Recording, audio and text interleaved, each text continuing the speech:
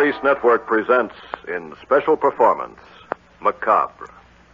Tonight's story, The Edge of Evil.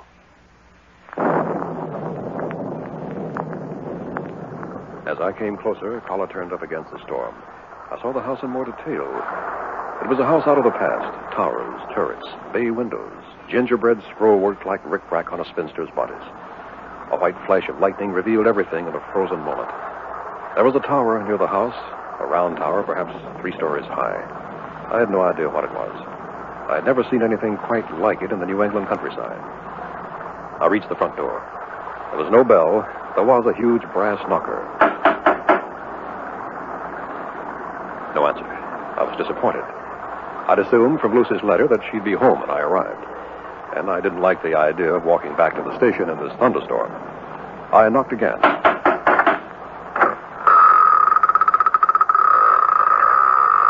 The door opened slowly. A creature stood before me. It was difficult to think of him as a man. He was twisted, ugly, distorted. His eyes were bright, and they fastened themselves upon me like sharp pins. Yes? I'm Jerry Mayer. You're not Professor Narvik, are you? No. Isn't it obvious? Is the professor here? Is Mrs. Narvik here? Come in.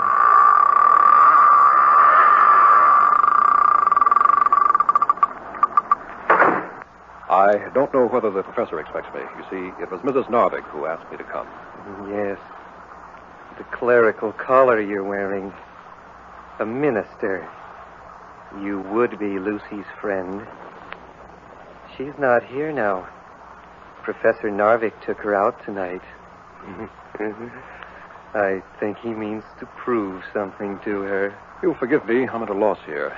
I don't think Lucy mentioned you in her letter. No, she would not. I'm Chester. Come, let me take you into the living room. Here you are, Reverend. Brandy. Or are you going to pretend it's wicked and sinful? I'd say on a night like this, it's very sensible. Now, when do you suppose Lucy, Mrs. Narvik, will be back? I think you better wait, Mr. Mayor, till the professor comes home. I think he will answer your questions. Now, if you'll excuse me, I have work to do out in the tower. I saw the tower out there. What's it for? An old shot tower. They used to make musket balls by dropping pellets of hot lead from the top into tubs of water.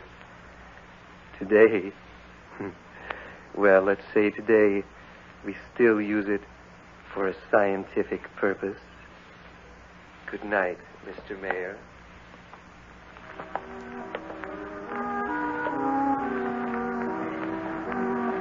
As I sat there in that huge old-fashioned living room, I suddenly became aware of some strange presence. What I felt is almost impossible to describe. Not sound, not sight, not touch. I was feeling, pure inner feeling. There was something evil in this room. I wanted to rise. I couldn't. I wanted to scream. My throat was paralyzed. The room began to spin. An evil force swirling tornado-like all about me. The edge of blackness. The edge of evil. I opened my eyes. I was in the same chair. I don't know how long the blackness had been all about me. A dim face swam in front of my eyes. Then suddenly, it took form. Jerry Mayer. Oh, Jerry, I'm so glad to see you, even if I did find you fast asleep. Oh, yes, sleep. I must have dozed off. I'm sorry, Lucy. Nonsense, Jerry. Don't apologize. You're here. That's all that counts. Yes, I guess I am. But I expected to find you when I came in. I know, Jerry. I should have been here. Richard insisted I go with him to a lecture. It was very dull. Where is Richard, Dr. Narvik? Oh, he'll be here in a moment. He wanted to see Chester out in the tower. You said you were in trouble, Lucy. What kind of trouble? Could we wait till tomorrow? If you like. I'll run upstairs now and freshen up. Make yourself at home, Jerry. I'll try to. There was something wrong here. Something wrong with the house. Something wrong with Lucy. As I took a few aimless steps in that old living room, a figure suddenly appeared in the door. A tall man of 45 or so, lean, dark, saturnine. I needed no introduction to know that this was Dr. Narvik, Lucy's new husband. Good evening, Mr. Mayor. Lucy has told me all about you. You'll forgive me if I fail to show enthusiasm. Ordinarily, an old friend of Lucy's would be welcome. What disturbs me, I'm afraid, is the reason you've come. That would make you pretty perceptive, Dr. Narvik. I'm not sure of the reason myself. It's clear enough. You are here because of Lucy's ridiculous superstition. I'm here because she seems to be afraid of something. Let us state the case correctly. Because she imagines she's afraid of something. She thinks there is some sort of apparition, some sort of evil presence in this house. She may have reason to think it. Allow me to correct you. There is nothing that has not been explained, or at some future time will not be explained. I do not expect you to agree. But Lucy is my wife, Mr. Mayor. I will not have my wife in the grip of savage superstitions. I see. And now, since I have some difficult research tomorrow, if you'll excuse me, I will take some sleep. Good night, Mr. Mayor. Good night, Dr. Narvik. Maybe we'll both see things differently in the morning.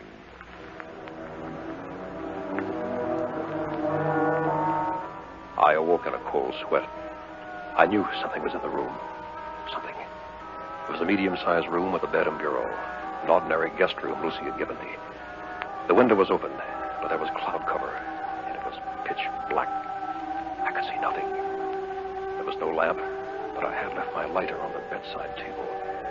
If I could just make a little light, I'd feel better. I reached for the lighter.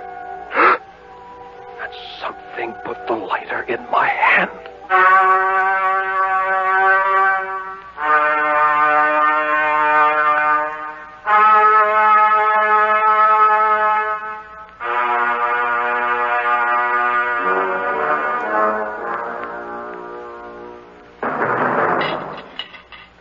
More eggs and bacon, Jerry? No, this is plenty.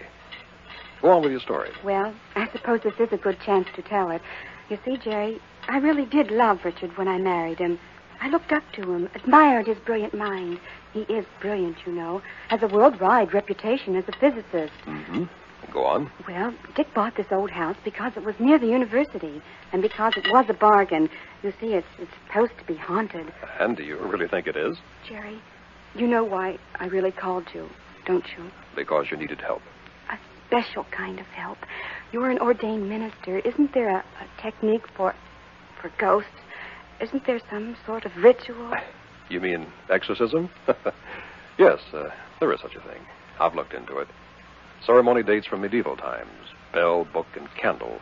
But it should be used only in extreme cases.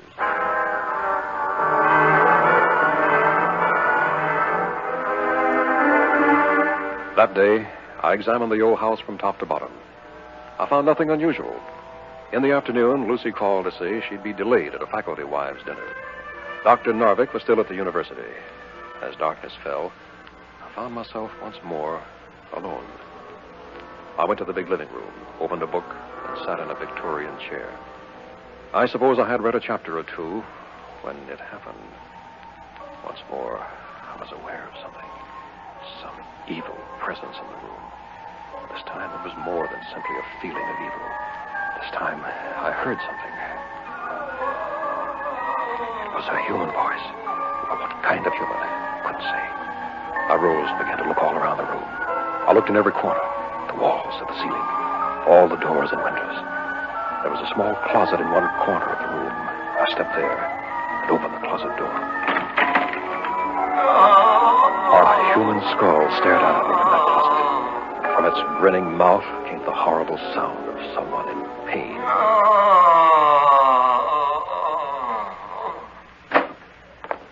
Well, what happened to you, Mr. Mayor?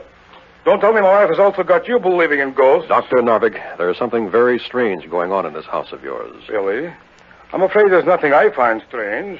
Would you care for a drink, Mr. Mayor? Not now, thank you. You don't mind if I have one? No. I think we'd better have a talk. That's exactly what we're doing, is it not? Dr. Narvik, there's a small closet here beside me.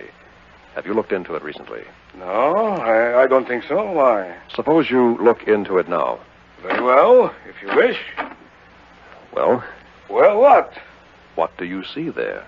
Just an old skull? Just an old skull? Do you have one in every closet?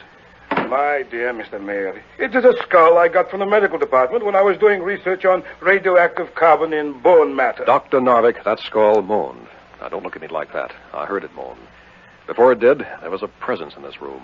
Something evil. Yes. No doubt you felt something. But it will have an explanation. Perhaps something as simple as indigestion, eh? What have you been eating? Nothing unusual. Chester gave me a glass of brandy when I came in out of the rain. That's all. Brandy, eh? Well, there could have been something in it. Here, let us look at the bottle. That's strange. I was sure I had a bottle of brandy here. It was here last night. No matter, we'll find it. Perhaps Chester took it with him to the tower. Oh, in that case, I think I'd better have a talk with Chester. Mr. Mayor, please. I do not like to be an ungracious host, but I'm afraid I will have to forbid that. Why? Chester is doing important research in the tower. I do not want him disturbed. And speaking of research, I have my own work to do. You will excuse me, eh? I have nothing against you personally, Mr. Mayor. But there is one thing you must understand. Yes? There is nothing I will not do to change Lucy to my way of thinking. Good night, Mr. Mayor. Sleep well, if you can.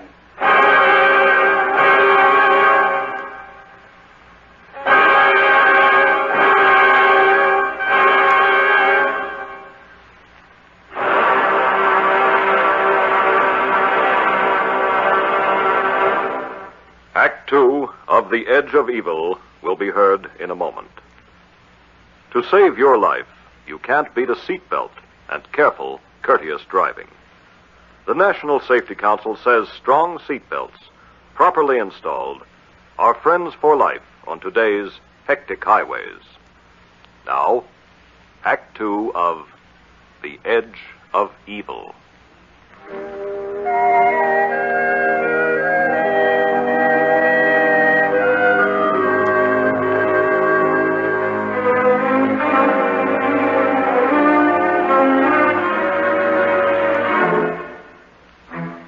If Dr. Richard Narvik were a poor host, I'm afraid I was a poor guest.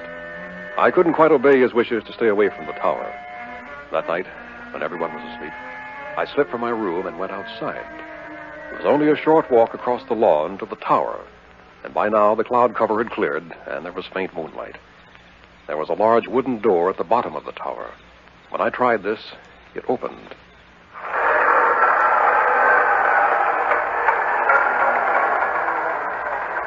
I was at the foot of a ladder. There was nothing but blackness above. Suddenly, as I stood there with my eyes straining at the darkness, I began to hear voices somewhere above. I won't let you get away with it any It sounded longer. as though two men were Talk to me arguing. like that. I did my best to listen, but it was impossible to make out all the words. No one else will have you. You admit it. Now let us have a stop to this foolishness. Then, above me, a trap door opened, and a shaft of light came down into the tower. Chester, Now I could begin to hear the voices clearly. I warn you. Do not do anything foolish. Chester, don't come any nearer. Chester. No, Chester, get back. Get back, you fool. I rushed up the ladder as fast as I could. The trap door opened into a room. Chester, no. I think that'll take care of him for a few moments, Dr. Narvik. You have a very strong punch for a minister, Mr. Mayor. Well, I suppose I must thank you for saving me. But I seem to remember telling you not to come here to the tower. Some sort of electrical equipment. Now, look here, Dr. Narvik. I think it's time you explained a few things, and explained them honestly. Wait. Chester is coming around. Oh, here, Chester. I'll give you a hand. Come on, get up. You hit me. Yes, I did, and I think it kept you from murdering Dr. Narvik. Yes, that's true. I'm sorry.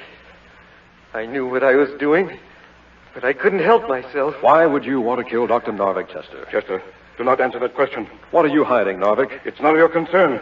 Chester, think what happens to you if you do not have me. All right. I will say nothing. That's better, Chester. Dr. Narvik, if you don't want Chester to say anything, I'm forced to ask you to make the necessary explanations. If your superstitious notions are beginning to bother you, Mr. Mayor, I have only one suggestion. Which is? That you leave this house in the morning. You are no longer a welcome guest.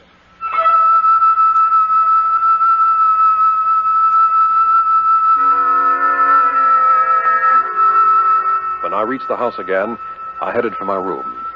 Then I noticed a light in the living room, shining through the cracks of the door. I started toward the living room, casually enough. Suddenly... Lucy, are you all right? Here, I'll help you up from the floor.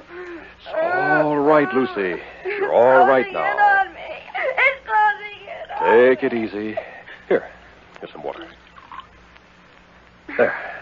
That better? Jerry, what happened? I heard you scream and rushed in. I found you lying here on the floor. Oh, Jerry, it was horrible. I don't know what it was. The room was pressing in on me, and the air was filled with something black and evil. Oh, Jerry. Lucy, stop it. Lucy. Oh, I'm all right. I'm sorry, Jerry. I just don't know if I can stand it any longer. And I don't know if I can either. Lucy, I know it's late at night, but certain things have to be said. I'm going to say them right now. Your sanity won't hold up under this. But what can I do? You'll have to leave this house, Lucy. Leave? Where will I go? I don't know. Have you any friends in town? No, I suppose I could find a place to stay, but it seems like running away. And in spite of the way Richard feels, it isn't really fair to him. There's an alternative, then. Convince your husband that you both have to move. Let him sell the house. Yes, sell the house. That's very clever, Mr. Mayor. You know very well, of course, I would never sell this house. I'm afraid I don't see anything logical in keeping Lucy in this house. Not if you love her. But you're mistaken, Mr. Mayor. Every act of mine has been the most logical possible behavior. And now, I'm going to prove it to you. To both of you. Richard, I don't understand. You will in a moment. Care to have a drink with me, Mr. Mayor? No, Lucy? I don't think you. Very well. I'll have one for myself, if you'll excuse me. You see, Mr. Mayor, I am a scientist. Throughout history, scientists have been destroyed by superstition. I find it unbearable that my own wife should be superstitious. I decided to prove to Lucy once and for all that what we call mysteries, spiritual matters, may invariably be explained in terms of the real and physical world. I'll be interested in that proof, too. Of course, Mr. Mayor. Incontrovertible proof. Scientific proof. You are familiar with scientific method? I know it well enough. It has its uses, and at times, its dangers. We shall see. I wonder if both of you will return to the tower with me. If you wish. Richard, do we have to go out there? The tower? It frightens me. I think this time, my dear, you'll find that the tower will merely educate you. Come.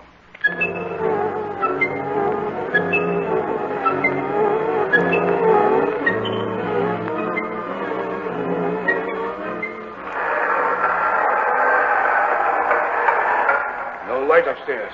That's strange. Chester always works at this hour. Wait a minute. Look, up there.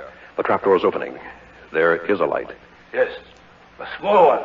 From a candle. Why would he be using a candle? Richard, shouldn't we go back to the house? Be quiet, Lucy. Chester! Are you up there, Chester? Yes, I am up here, Dr. Narvik. Don't come any further. Chester, what kind of nonsense is this? I'm not going to live this way any longer. I've left a letter. It tells everything. Chester, what are you talking about? Look out, Dr. Narvik. I'm coming down. No, Chester, don't jump. Chester, wait! I've made up my mind. No, Chester! Oh, God. Very well, Lucy. Mr. Mayor, you've read Chester's suicide note. Now you know the whole story. We'll go back to the house, call the police. But first, I want you both to have a good look at the laboratory here on top of the tower. It is part of what I wish to explain. Let me get everything straight now, Dr. Narvik. You kept Chester here because of his brilliant theories, and you passed them off as your own? Take a good look at this laboratory before we return to the house. I cannot expect you to understand this equipment, but to oversimplify, these are oscillators that generate supersonic waves. These are parabolic reflectors that send them into the house. They can be focused on any room. And now, if you'll come back to the house, I will explain further. Richard, please, let's get out of here. Very well. We shall go back. And I think, Lucy, when you hear what I have to say... Yes. You'll perhaps come to your senses. All right. We're here, Dr. Narvik, and we're waiting for your great revelation, whatever it is. I said it would prove to you that all so-called mysteries have a physical cause. Supersonic waves, as you perhaps know, are merely sound vibrations far beyond the range of the human ear. But when you are caught in a certain pattern of directed waves, you cannot hear them. But you are filled with nameless terror.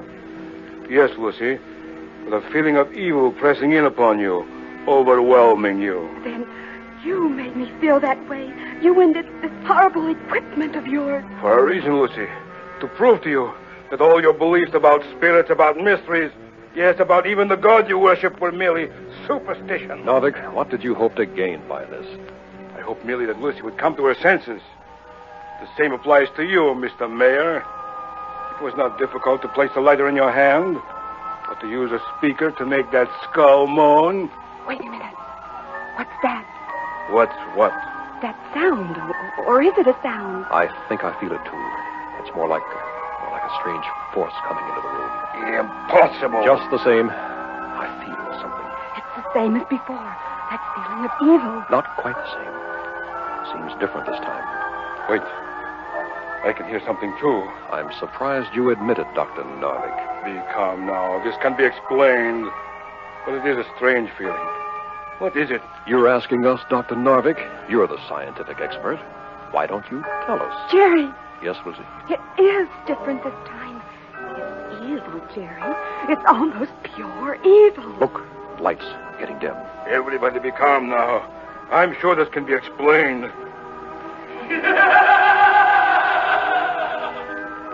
What was that? Don't you know, Dr. Narvik? It's pressing in on us.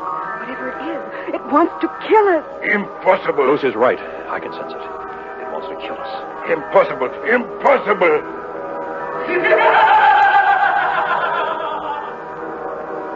Could it be that you created something in spite of yourself, Narvik? An apparition? A ghost? No. There are no ghosts.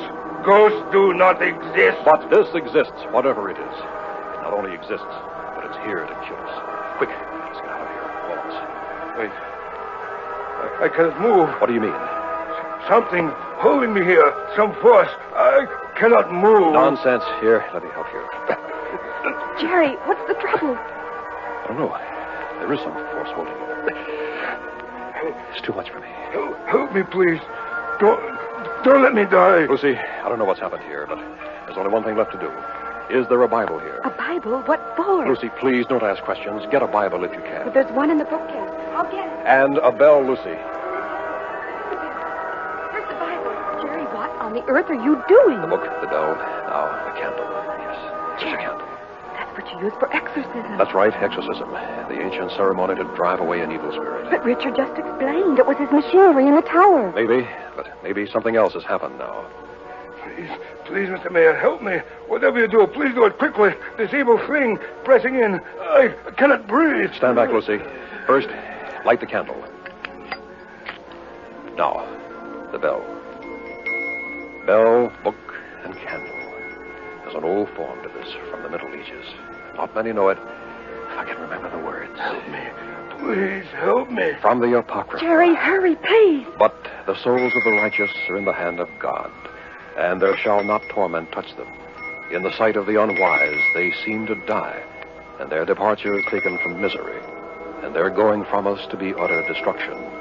But they are in peace, for though they be punished in the sight of men, yet is their hope full of immortality. Away. That terrible evil presence. I think it's leaving now. Yes, it's leaving us. You're right, Lucy. It's fading. The lights are getting brighter. Oh, Jerry, are you all right?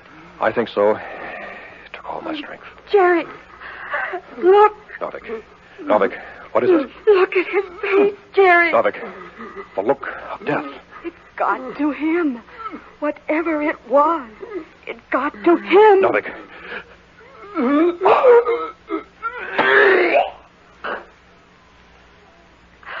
No, Richard. Easy, Lucy. Is he... No pulse. Oh, no. First Chester, now your husband. There's death in this house, Lucy. He killed himself with that horrible equipment of his. It wasn't the equipment, Lucy. What do you mean? I looked at that equipment before we left the tower, carefully. Jerry, what are you trying to say? All the wires were cut, slashed, all the connections. Chester must have done it in a rage before he committed suicide. Jerry, are you sure? I give you my word, Lucy. Whatever killed Richard was not physical. Then, what was it? Give it any name you want. A thing, a force. The evil he himself had created. Call it Chester's ghost, if you will. Jerry, it's still here. Strange. I thought I'd driven him away. Chester? Are you still here, Chester? Not Chester. Don't you know me? Richard! Of course, Richard. Evil never dies. He'll be the ghost in this house now.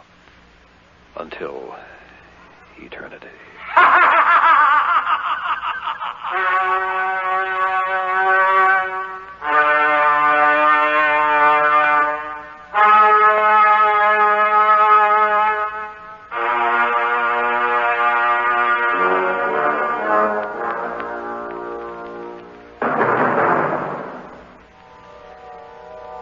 You have just heard Macabre, a special Far East Network presentation. Tonight's story, The Edge of Evil, featured John Buey as Dr. Narvik, Mitzi Hennessy as Lucy, Milton Radmilovich as Chester, and William Verdier as Jerry. Technical supervision by Hiroshi Ono, with sound patterns by Airman First Class James Connolly. Tonight's Macabre was written and directed by Walt Sheldon.